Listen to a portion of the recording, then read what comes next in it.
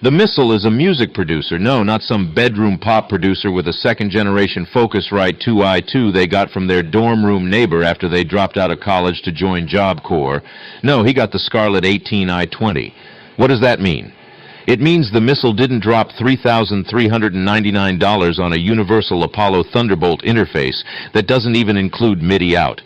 It means the Missile doesn't respond to text messages from their Sweetwater sales engineer at 4 in the morning because they're awake looking at photos of their high school ex-girlfriend on vacation with her new neckbeard fiancé and 2 rescue dogs. Microphones? Sure, go ahead and use your USB Blue Yeti mic, but the Missile has turned down several Facebook Marketplace offers to buy an SM7B. The Missile has a beat-up second-hand SM57 bought for $20 at a second-hand store downtown. You know, the one with bars on the window and overpriced PV practice amps with ground loop hum and pots scratchier than a substitute middle school Latin teacher's pack-a-day smoker's voice. Why? Because the Missile enjoys putting a high-pass filter on every channel. Cut everything under 80 hertz because no one is listening to your music with subs anyways. They're listening to it on a button cell-sized Amazon Echo device they use for making kitchen timers and hate listening to Jordan Peterson podcasts and vaporwave compilations from artists who make more money slowing down mall food court music using YouTube to MP3 and adding a tape chorus effect. Patch bays? The Missile has patch bays for days.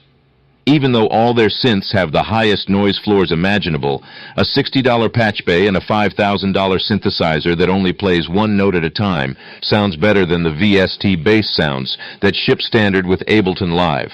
Just double those tracks and hard pan them left to right with a sub-octave panned straight down the middle, sum to mono.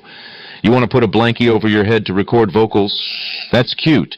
The Missile wants more room noise because they're already manually removing all of your breaths and plosives and saving them in a folder on their desktop to add to other songs they use to make what the Missile would call genuine soulful music. Master demos to -14 LUF. Even say LUF to a sound guy at the venue, and they'll immediately respect you because they know you're not using chord packs. They know you're sitting 4 inches from your screen with the pencil tool making 16th note chugging bass lines manually without using a fucking arpeggiator. Don't forget to leave your synthesizer plugged in and turned on at all times, because it's cheaper to pay an extra $4 on your electrical bill than it is to have a fixed gear-riding synth technician with a loose-fitting shirt and pencil mustache recap a Juno 6-chorus circuit and ship it back to you, only to find that they put second-rate potentiometers on the volume slider and left about an eighth of weed keef in the left-hand control module. The Missile is no bedroom producer because their girlfriend made them move all of the music gear from the bedroom and into the spare office, but still lets them keep the bass guitar in its case in the closet because there's just not enough fucking room for it when guests come over to record their mumble rap for SoundCloud. The Missile could produce your movie podcast for you, as if there weren't already enough movie podcasts available online. But no. Tell the Missile how you, a white 30-something cisgendered male, has a totally unique take on the ending to The Dark Knight. If only we could understand the intricacies of Heath Ledger's Joker, maybe we could get to the core themes of greed and chaos the movie is trying to juxtapose beside late-stage capitalism. Maybe try to get a grip on why it is important to call the Mellotron a sampler, even though it has no sampling capabilities. Or why the Sequential Circuits Prophet 600 doesn't have snappy envelopes because of the digital patch memory before you ask why the Missile is charging so much for dubbing over a beat you got from a TikTok video. Ready to record?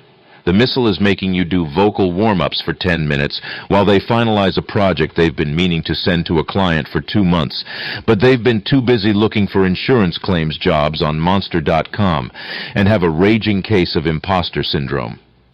Have a sip of herbal tea. The Missile bought it just for you, so maybe you'll get this take right instead of the Missile having to comp everything with the demo tracks you sent over using your wired Apple headphones held tight up against your face recording into GarageBand on your phone.